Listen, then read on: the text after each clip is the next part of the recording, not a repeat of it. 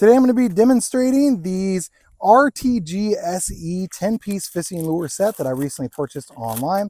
I'm just going to kind of show you what these are, the 10 lures are that they come in here. So it's going to be a 10-piece set. Each of them are going to be individually wrapped. Now I'm going to be using them here in this pond, and for this pond, normally something bright colored works pretty good. So I actually really like this orangish colored one. The orange and the yellows across the bottom I think would work pretty good on that. This is going to have like a spinner on the tail as well, so that should give it some nice action. I assume this is going to be a nice top water. So I'm going to go ahead and pull this one out here and try it. Just want to kind of show you what it looks like. Again, there's going to be 10 different ones, and yeah, so as you go through the water, this is going to spin. It's going to kick up a lot of water. Now, one thing to note, I am fishing in the wrong time of year, so it is end of July, so it's just been super hot, so the water's super warm as well. So top waters aren't necessarily going to work the best this time of year. I am fishing at night, so giving it at least a little bit more of a chance than if, I'm fishing middle of the day. But, whether we'll have success with it or not really sure. Just, kind of difficult to fish middle of summer, really. So I'm going to go ahead and try it here on the pond and see how this top water, what the action looks like. And then we will see if we catch anything as well. Now, it's got a ton of weight to it, so it's actually quite a ways out there. So it's going to be kind of hard for you to see the action on it. But it's got a lot of splash. You can kind of see where it's splashing.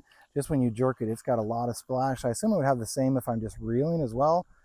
And actually reeling takes it below the water. Interesting. Okay. So I've had some of these that have the fin on both sides, and it just kind of stays along the top. Whereas this one, reeling, is going to actually take it down, even though it doesn't have a bill on it. So that is interesting. I wasn't expecting that on this one. Looks like it's staying below pretty good as well, so I'm okay with that.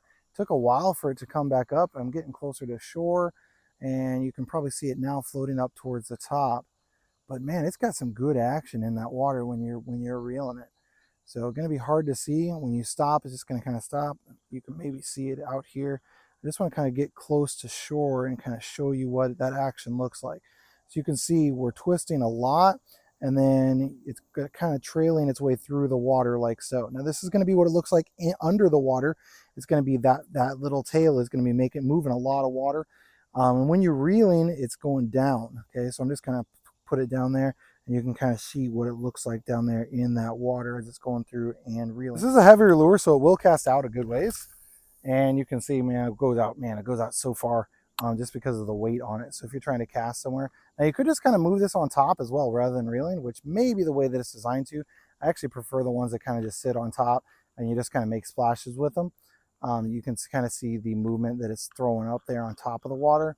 It is not necessarily the best time of year to be fishing top water just because the water is so warm. I think the bass are pretty deep out here. So, even if you're making a good amount of splashes and noise top of the water, I don't think you're going to get a ton of bites on it, but definitely do like the fact that you can, kind of do the action like that, or you can also just reel, and it seemed to dive pretty good when I was reeling. I was reeling pretty heavy, and yeah, it gets a good dive going to it when you reel it halfway fast, and then if you let off, then it just kind of slowly floats its way back up to the top a little bit at a time. So it does stay below the water pretty good. So got some pretty good action on it. See if we can catch something. So unfortunately didn't catch anything. You do have a variety of different ones, though. All of them seem to have that same tail design to them.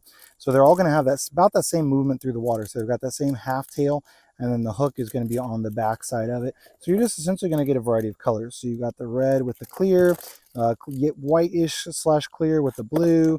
You got silver, you got a deep red, black, blue with silver on the bottom. You got an orange on the bottom, which I think that one would do pretty well here in our pond as well. With yellow on the side, you got like a yellowish on the bottom, and then green and black, orange, green. So you got a variety of different colors to choose from here in this 10 pack. Like I said, these lures with time of year probably would recommend doing spring on those, and it's also going to depend on your body of water. Morning time is obviously going to be way better than night as well, but you can kind of see what the action looks like on these. And the body is going to be made of like a harder plastic, so it's not going to be like a super soft plastic that will be easy to damage. So that is important to note.